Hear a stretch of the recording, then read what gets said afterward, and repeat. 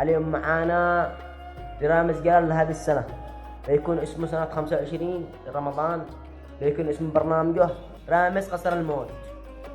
واليوم أنا حبيت إن أقدم شيء لكم. تعالوا لنبدأ بالفيديو، ولا تنسوا الاشتراك بالقناة وتفعيل زر الجرس ليوصلكم كل جديد، ولا تنسوا تصلوا على النبي في التعليقات. يلا فلنبدأ.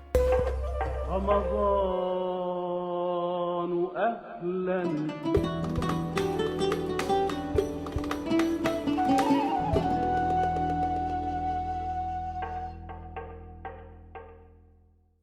السلام عليكم ورحمة الله وبركاته أعزائي المشاهدين، إن شاء الله تكونوا بخير.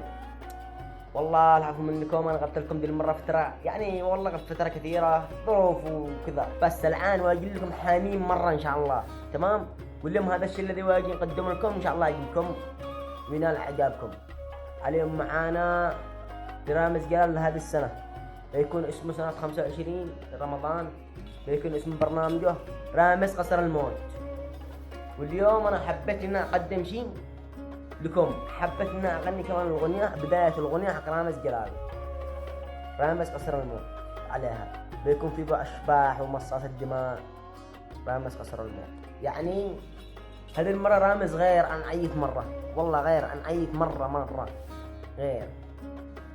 وأنا حبيت إن أقدم هذا الشيء تمام لكم، وأقول لكم بالأغنية يعني الحلو، حتى الأغنية كمان حلوة مبهورة من تأليفه طبعا الأغنية هذه. يلا نبدأ. رامز قصر الموت واللي واجي مش هيفوت، مش يمشي من هنا هيموت. رامز قصر الموت. فهذه هي الأغنية، أنا حبيت لكم بداية الأغنية. لو عجبنكم بزيد أعلف لكم إياها للأخير، يعني بقول التعليف عشان ما حد يسرقها، يعني بكمل التعليف وبصوره فيديو.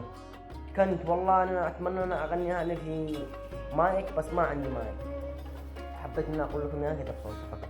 لو عجبكم الفيديو تنسوا الاشتراك بالقناة وتفعيل زر الجرس ليوصلكم كل جديد. رمضان أهلا